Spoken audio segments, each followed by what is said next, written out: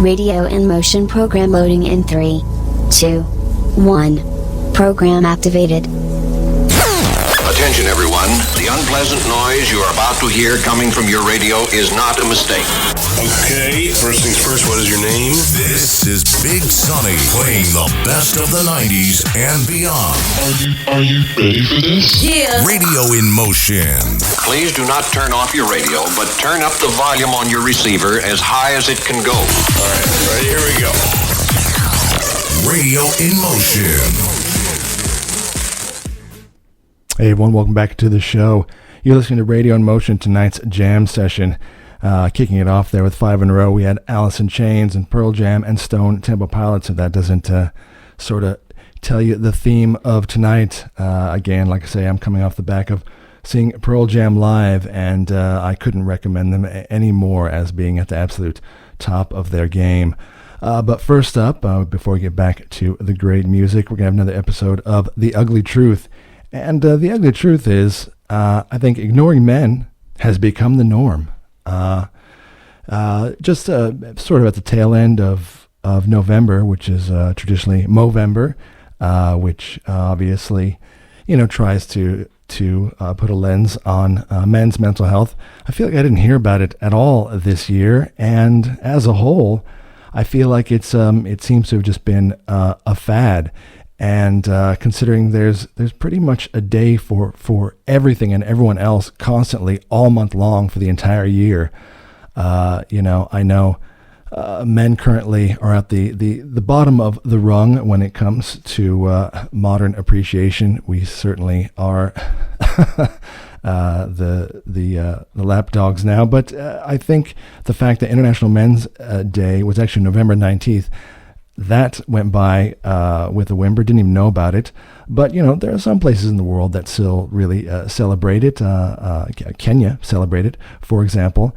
And I thought, well, what would be a good gauge to figure out if, men are being left behind in the mental health realm, and recognizing that, we're all human. And as much as I can't stand ideologies and everyone has to be put in a category these days and in a box, and you have to stand with your section and fight all the others and be divisive. I think all that's rubbish. I think we're all humans. We're a part of the human race and the human tragedy that is life, and it is hilarious and tragic and wonderful all at the same time. So when it comes to mental health, I think it should transcend all races and genders. But as a bit of a litmus test, I thought, I'll check out and see what the UN website is doing. God knows they have the pulse of the world. I say that in jest because I think they're actually just, derived of elitist and power-hungry people. So the UN is not exactly the voice of the people, but as a gauge to see if they care about men. So I checked out the UN website. There are at least 40 or more, probably on the side of 50, different variations of all ethnicities, shapes and sizes, all countries, all types, all ideologies, recognizing women. And I thought, well, I know that there is International Men's Day. That's a thing. So I thought, how many sort of Men's Day do they recognize? Exactly 0. I encourage you to go check that out yourself. So exactly 0. That's great. But on the tail end of that, I'm so glad that they did recognize World Toilet Day and International Day of the Potato. I think that's important. Potatoes certainly are important. Men can be like potatoes. I mean, if we have to be more like potatoes to sort of get recognition for our feelings, I'm happy to be more like a potato. Just let us know. Let us know what you want.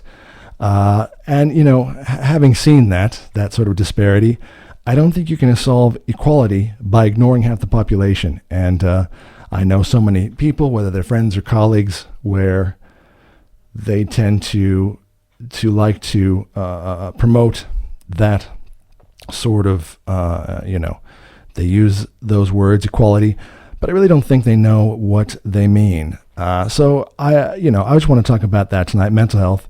I'm going to talk about a couple things where it seems, friendship, just men being able to cultivate and hold on to friendships is sort of on the decline. And I am going to talk about all things important about support and friendship and men finding those connections. And I'm going to turn that around at the end and tell you why there are some times when I think you'll find that is the unique thing about men. A surprise, men and women are different. I don't know if you knew that. They are different. Sometimes there is a time for solitude, and there's a strength in that. And I'll stay tuned to the end. Trust me, that's the part I really want to talk about as to where this is all going. But first, sort of some statistics. Everyone likes stats. Got to have stats to back it up. And then there's those, once you give them the stats, they immediately ignore them. As I say, I'm on this journey with you, not talking at you. So as always, look these things up yourself. But just in Australia, for example, each day, 6 men take their lives. 82 men call an ambulance for suicidal thoughts or attempts. And again, some of the things I'm going to talk about are heavy, and I in no way diminish, how serious mental health is, but I am going to let you know that there are certainly things to combat that, because I think there's so much noise as well about sort of feeling that fire and being so focused on mental health, it becomes like an echo chamber. Again, if you actually have these issues, by all means, you need to reach out and find help. But I am going to talk about sometimes it just becomes a vicious cycle of someone enabling you to get more lost in thoughts that just exacerbate mental health in a negative way. But that's just Australia. So 6 men take their lives each day. In the U.S., a man dies from suicide every 13 minutes. And that statistic is growing amongst younger men. And I think that is quite sad. And again, I've talked about this before. I think it's indicative of the new sort of social media phenomenon where we are all now just these avatars in the matrix. And as much as there is no immediate physical camaraderie and being in front of someone, some say, oh, it's the same thing, but it's just online. But I think the problem with that is it's a sick reward system, just like going to the pokies. It's all about vindication. How many likes can you get? Do you like me? Am I appreciated? People are always looking for others to like them and vindicate their purpose in the world. And I think that's a problem in itself right there. You shouldn't have to look to every single person around you to say, is it okay to be me? And it's all about getting likes online. Another thing is 2/3 of homeless people or sleeping rough are men. And again, I feel like I've not really gotten in arguments, but I've had to sort of persuade people, again, to look this up themselves. There's always this assumption about and again, this is not a competition. That's the other thing that drives me nuts. There's this victimhood competition now. How many layers of victimhood can I get? Because that's how you get to the top of the pyre. I've gone on about that before, and I won't talk about too much here. But there is this, victimhood intersectionality, which really is how many layers of victimhood can I put on before I get that part of the group that's at the top. And I won't go into the specifics, but essentially, white male is at the lowest rung of that intersectionality totem pole. Everyone else in every victimhood layer gives you more points, and you're at the top. And I think that's ridiculous because, frankly, men are still the ones in this world that bear the brunt of some of the most difficult things, whether it is still about some of the most difficult, dangerous jobs in the world are still taken on by men. And usually after things like divorce or any breakup or anything difficult in their life where they didn't find that support, I'm sorry, men are the ones that tend to end up on the street. And again, the stats do reflect that. 94% of workplace fatalities are men. Again, I'm not trying to have a competition, but this is about men's health, so I'm going to talk about men. I think women, you've got plenty of days throughout the year to talk about your issues. Plus, men and women are different. I'll get into that in a minute, just on how they communicate. Women naturally open up more, and as much as, of course, they can fall through the cracks too and have mental health issues and need support, as I said, we all do as humans, regardless of gender.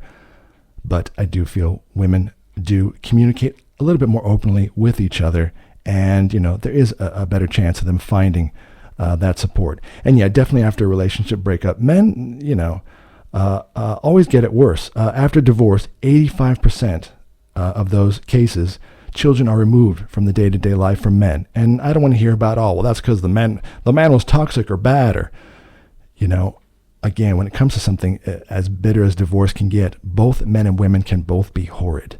I would hope they always have the best interests of the children in mind, but if the father and the mother are both willing to give that love, and there's no issues, there's no drug issues, or there's no physical abuse, which again, both men and women are capable of drug abuse and physical abuse.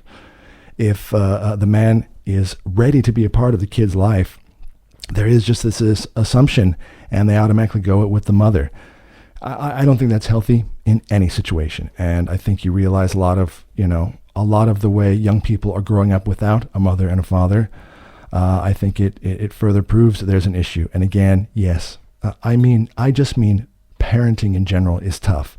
Father and a father, or mother and a mother. I'm not going to get into that. I'm saying you need as much support as you can get. And if this is about a mom and a dad, and the mom gets them over the dad, I think that's ridiculous. And I am going to tell this story. I wasn't sure I was going to tell it, but it has stuck with me, and I do want to tell it. And before I get into it, I do want to say, as always, I am someone that forgives, but I won't necessarily forget. And a lot of the world's like that. But the forgive part is important. So this is just a story in general. This is not anything to do with me, but this is just a story that I know is a factual story. And it just gives me pause and makes me a bit sad with the state of just general conversation that people have these days. And this was a general conversation being had by someone, and this individual told another group of individuals talking about COVID, and they said, COVID didn't kill enough older white males. And the people around this person also sort of fed into that and had a bit of a talk or a joke about it. So whether it's joking or serious, just that statement alone, even if there is 5% seriousness to that statement, the problem is this person is someone who is historically known to be respected in the community, someone that we are taught by their very profession to be trusted. And the fact that someone who has such a profession where they should engender trust from adults and children alike, I think it was abhorrent for me to hear that they said, COVID didn't kill enough older white males. Hey, I'm not saying there's older white males who aren't a problem, but I think again, when you put someone in a category and you say that they shouldn't be on this earth for whatever reason, I think you dove right into racism while thinking that you're steering away from it. What if someone had said that about I don't think COVID killed enough older black males? Well, that person wouldn't be in their career anymore. So again, I'm just saying in general, that's something that is even out there being discussed is horrible. And another thing, like even gender equality at work, of course, the world has come a long way. My goodness, everyone working together so well these days. And I know, yes, there was a lot of misogyny in the past, and we're all being punished for that. I get it. But it's funny how some things still creep through where, they want to ensure that we say how equal men and women are. And in every way that matters about your mind and your heart and your passion as a human, of course we are equal. We are humans on a path to reach our dreams and do whatever we want. But it's funny when even I'm at work and it comes to lifting a heavy box, someone will say, oh, well, we can't do that. We're girls. Oh, well, shit. So it was gender equality up until that point, up until gotta lift something. I got to get the 6'5" man to do it. What if I have a bad back? What if I'm scared of boxes? What if boxes trigger me? What if the smell of cardboard triggers me and makes me go into post-traumatic stress disorder? You don't know that. You can't assume that. You can't assume that because I'm a big man, I'm going to lift a box and be happy. 9 times out of 10, I will, and I do, but I just think that's another interesting point where, when it all comes down to it, sometimes people end up pointing out there is a difference between men and women, and they want to exploit that when they need to. So yeah, like I say, no race, no gender, no age should be dismissed. But it seems men are being dismissed. We're not devoid of feelings. Perhaps we don't convey them as openly. much like we're meant to unpack the great mystery of life, which is women. And I'm happy to unpack that. That is, let's face it, I hate to tell you this, girls, but half the things that anyone makes as a positive thing, the reasons we reach for the stars and reach to build rockets to the moon and try to better mankind, we do this for you. We do it just to impress women, just letting you know. So that's our way of communicating. The other thing I want to talk about, like I said before, was that apparently, there's a huge issue with men's sort of friendship declining. I don't mean a current friend that they have, although that happens to too. You lose touch, and it's important to keep in touch because sometimes, especially those friendships you've made as a child, you have such a bond and a timeline that you can reference that's so unique. And I'm always open to making friends now and as I'm older, but it's still not the same as the ones you've made as a kid. But just the process of making and sustaining friends. And here's something again, look these things up. These are just some stats I was looking up. It does tend to be, and this makes sense, one reason for that is historically women, whether it's wives or girlfriends or even friends in men's lives, they tend to be the cruise director on this. And in a way, this is sort of calling men out on this. And I get that. And we have to own that. We have to find a way to figure it out ourselves. Because historically, it is the woman or the wife in the relationship who's planning all the weekends. And men are like, I really don't care either way. Stay home, go out, whatever. Is there going to be food? I'll go. Just tell me where. Point me in the direction and I'll go. And you know what? That's calling us out. That's a laziness on us to just, all these decades pretty much having the women as the cruise director for our lives. And they're the ones that at the dinner party, they've put on this, huge spread. And the men, of course, they all gather and by the barbecue. And then they start to chat about, men stuff, garage tools, cars, all these things. And then they start to make these friendships and bonds.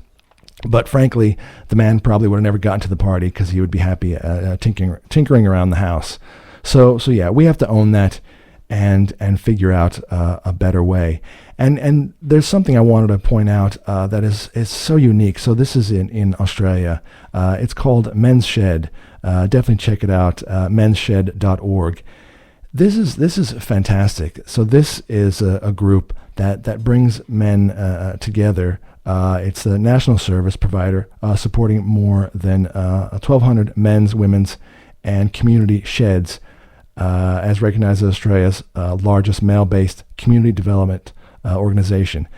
Now, what is Men's Shed? Well, what they recognize is that men don't talk face-to-face. They talk shoulder-to-shoulder. Now, this is a phrase on their website, and it couldn't be more poignant. That's absolutely true. Men bond over doing stuff, over being provoked into talking about a thing, usually when they're doing a thing. And again, surprise, men and women, whether you think it is or isn't on a DNA level, men and women are different on a feelings level and how we're wired, and that's a fact, and how we interact with each other. And women naturally, I put it to you like this: look into any cafe in town, and look in the window, and tell me who you see sitting across from each other. It's primarily going to be women. Sure, there'll be some men and women. The guy's probably on a date, and his foot's tapping because he wants to get out of there. Now the food keeps us there. There's a good spread. We're going to eat that. But and when confronted face to face, and again, as much as I say we are all evolved as a human race, there are still part of our, primitive lizard brain that is sometimes about protection, and whatever it is, yes, men still have that, and we don't like to be confronted with that face in front of us because we're probably still wanting to battle. And if you scoff at that, then you don't understand that as much as we're the evolved, illuminous beings, we're still just mammals, and we have that history inside us, and we have those instincts inside us. So yes, men don't open up like that, but you put them next to each other, working on something, working on a car, maybe they're playing golf, they will immediately open up and talk because they're focused on something else and they sort of look to the side. Again, this is you can see this in physical behavior. You can see this at parties. I guarantee you. Think about this next party and actually look for it, or think about one you've been to. The men don't stand right in front of each other and talk, with the drink. They're all sort of adjacent and in a bit of a huddle, but they're not right in front of each other. That's a fact, because that's just not what men do. And so, again, recognizing the differences is a good thing. So Men's Shed, they recognize that, and I think that is fantastic. So, they have these facilities, these sheds, and it's where, you go and you're working on something, you're building something. Maybe it's crafts, maybe it's woodworking. It's something to where you're getting your hands. That's a natural thing for a man to want to build something, to want to create something. We want to go out and build a house. I know I do. I know it's cheesy, but I do. I want to build a cabin. We all do. I don't know if we all get there, but frankly, we're all on YouTube looking at how to build a log cabin and where can I build it off grid. It's a fact. So that's where we open up, and Men's Shed recognize that, and I think that's great that they can cultivate that and be able to make friends. So another thing is, and this is a difficult topic, which is suicide, but some of the common words used before someone has taken their own life, and if they have left behind any sort of message, some of the common words used to describe themselves before suicide is worthless and useless. And think about that's heartbreaking. That's a real loneliness to end up like that, to feel like you're not needed by family, you're not needed by work or your community, you're not adding value to anyone's life. You're actually feel like you're a drain on them. And let me tell you, that is certainly something sad to think that men are feeling like that. And again, I could go into it more probably at another time, into it deeper. And both men and women are probably feeling like this, but I do feel like men are having a bit of an identity crisis in that, especially as the world becomes more modernized and AI and as much as there still are, of course, there's dangerous jobs out there, like I tell everyone, and both women and men can do it. But as a whole, sometimes it still is predominantly men who are out there in some of the most physically dangerous and challenging jobs, and they still exist, but sometimes, it's not about going out and hunting anymore, bringing back the carcass for the family and protecting your family in war. Again, a lot of those things we do have to evolve out of and find a purpose in the new world, and that can come through anything. Suicide is certainly the ultimate and the worst, but it can also come from just something like an addiction. Addiction can take over, and another thing is just checking out. And again, if you recognize this in yourself, please seek help. If you recognize this in someone else, that they've just checked out, you can see the signs. Let them know, that they are valued. There's always something out there that they are needed for. And this is some of the simplest things that I always tell people. I'm not saying it solves all the problems, but if you've ever seen someone light up when, especially, they're struggling to find a job, and I'm talking seriously struggling, not like you can't find the right job or you're haggling over pay. I'm talking about someone who maybe they've gone through a rough time. Maybe they've come back from overseas, they've been in the military, and they're having a hard time, sort of assimilating into the world. Again, I'm not saying it solves everything, but just the simplicity of having someone recognize and say, you know what, you're the man for the job, you start Monday. I'll tell you what, it can change things around right there. It can change everything around, even if it's a crappy job and it doesn't last, and it opens up the doors to something else.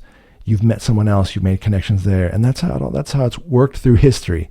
But it's that first time when someone is struggling to find a purpose. I do think sometimes a job, even a simple one, even if it's volunteer work when you're getting older, if it is something about being part of the community and being a mentor, or you're working at some workshop, maybe you've taken a skill that you had and you were paid for your entire life, but now you're feeling a bit bored. I think that's another, causal effect with retirement. I think it can be a bit scary. There's always this image of, the couple on the beach drinking at the sunset. Well, that's week one. I'm not an alcoholic, so that's week one of drinking. And I'm drunk now, and once I come out of my stupor, what am I going to do if I live for another 20 years, which God willing, we want to live to an old age and reap the benefits of the hard work we've done. I think there's a danger in that, in retiring, just saying, all right, I'm ready to do nothing. No, you're ready to shift your focus and find that road less traveled, whether it's alone or with your partner. You want to find that next journey. You don't want to just sit at home and drink pina coladas. By the way, if that's your journey and that makes you happy, then do it, buddy. Retirement's for you. You can pina colada it every weekend. But yeah, feeling needed and having that feel like you are valued and not a burden. You'd think that's something that, well, why would someone feel that? I think a lot of people do, especially as they get older and especially men, again, as the stats say. So I'm just going to end this with talking about, so where do we go with all this? What is, men's role in the world? As much as I say for anyone, it is important to cultivate friendships and family. And it is important because the experiences that you experience, if you are someone who wants to always be alone, which I don't think is good, but you don't get to share that with someone else. And that is the whole point of telling someone about your journey. Or I did this, and or I climbed this mountain, I went hiking, whatever it was. It is sharing that and getting that feedback and having someone else join you on that journey, even if it's just talking about it. That is important. But what I'm going to say now is also a bit different. It is about being alone. And I do think men are predisposed sometimes to do that. And I'll be honest, as I get older, there's one of those funny sayings from Mark Twain, which is essentially the more I get to know people, the more I like my dog. It's not that we all want to go in the hills and be a grumpy old man, but I do think, especially women, need to recognize the difference about men is that sometimes being alone is not about wanting to alienate yourself or narcissistic or being selfish. It's some people, and look, I'll be perfectly honest. I grew up an only child. I'm very secure with being alone. I don't, as much as I'm talking now, I love to talk, but I'm also happy to be silent. There are those times when I love that the most. I'd be happy to go the whole day not talking. I've gone to Bunnings and someone has asked me a bunch of questions. I just give them a bit of a nod or a thumbs up. I don't have anything. I don't have anything to prove. I don't have anything to say. Again, I'm not being antisocial, but there's a solace in just being in yourself, and to be secure in that, to not need anyone else. Like I said before, there's such this drive for everyone to be liked, and your happiness is based on someone else liking you. The hell with that. The hell with someone else's approval of you is how you can move forward and be secure with yourself. That's bullshit. You need to leave that behind right now, especially if you're an older man. Don't even get into that. Don't even start that world.